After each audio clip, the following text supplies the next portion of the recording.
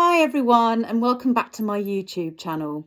So I wanted to record this video today because lately I've been quite shocked by some of the stories that I've heard around births becoming more medicalised. And I guess where I'm coming from here is a conversation that I had with a mum today who had reported reduced fetal movement, and when the baby was carefully monitored at 39 weeks, it was felt that the baby was doing really well, that the heart rate was nice and strong, there was no reason to be concerned.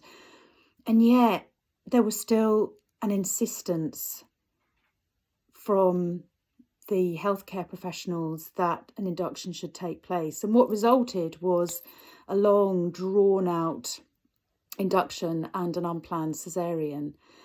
And I guess the moral here of the story is, to what extent are we interfering with the natural physiology, that nuanced conversation that happens between the mother and the baby that is completely unspoken in preparation, and how, as a system, particularly in the last year with COVID-19 to deal with, perhaps we need to be really mindful and sympathetic to the pressures the NHS are under. But it just feels like the physiological aspects, what's normal, is just being overlooked a little bit.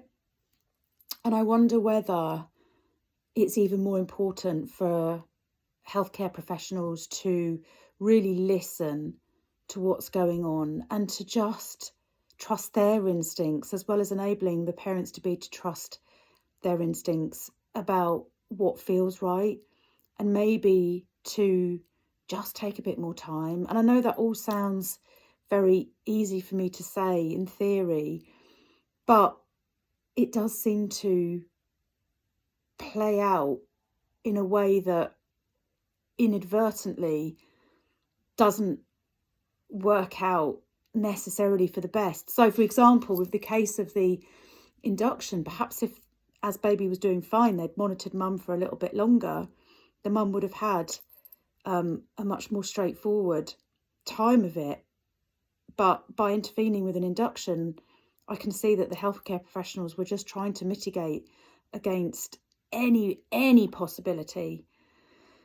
And, you know, statistically, whilst it's utterly devastating and something that we should always be mindful of and always take great care with, you know, the devastation of a baby being born compromised or even still is still thankfully so rare that perhaps we just need to change the conversation and just prepare our clients in a way that really enables them to talk, discuss, ask questions, gain clarity, and for everyone just to take a step back just for a moment.